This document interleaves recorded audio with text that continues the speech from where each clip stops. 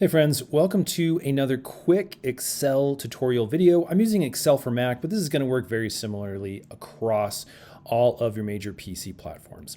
So on today's quick video, what we're going to do is I'm going to show you how to use a SUMIF function.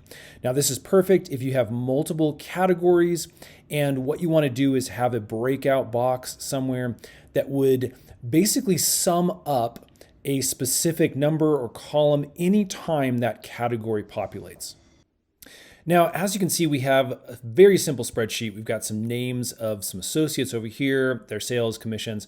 What I want to do is I actually want to add up the total sales that an associate has made. And I'm going to do that down here for Joe.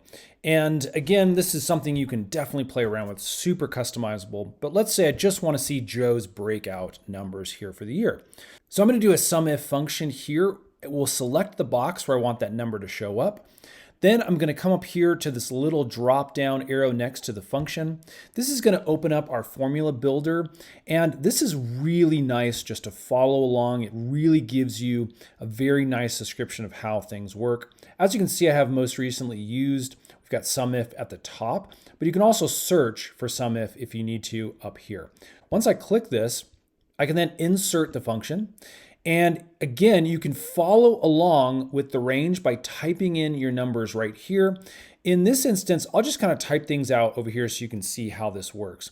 So the first thing we're going to need to do is type the range. Now again, this is the range that you want the function to search through to find a specific category, or in this case, it'll be criteria. So I want to use this column. I'm just going to select all of these cells. As you can see, A2 through A8 are selected. We're then going to type a comma, and now we're going to pick our criteria. So your criteria, as you can see down here, it can basically be a number, it can be an expression, it can be text. In this case, I want text because I want Joe.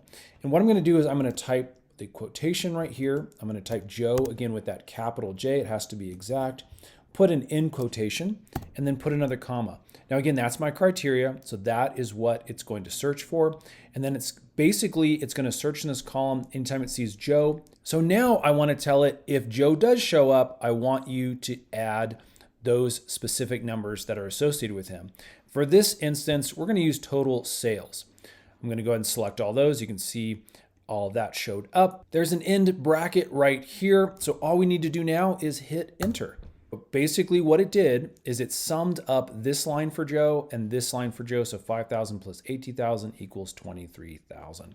This is highly customizable, friends. You can do it for dates. You can do it for specific number of sales. You can do it for all sorts of stuff as long as you have, again, this formula set up correctly. I hope that helps. Again, it's a very, very simple version of how this function works. If this has helped, hit that thumbs up button for me and then subscribe. We're making a ton of these Excel tutorial videos to make your life just a little bit easier. Thanks for watching, friends. Stay tuned, and we'll see you again on the next one.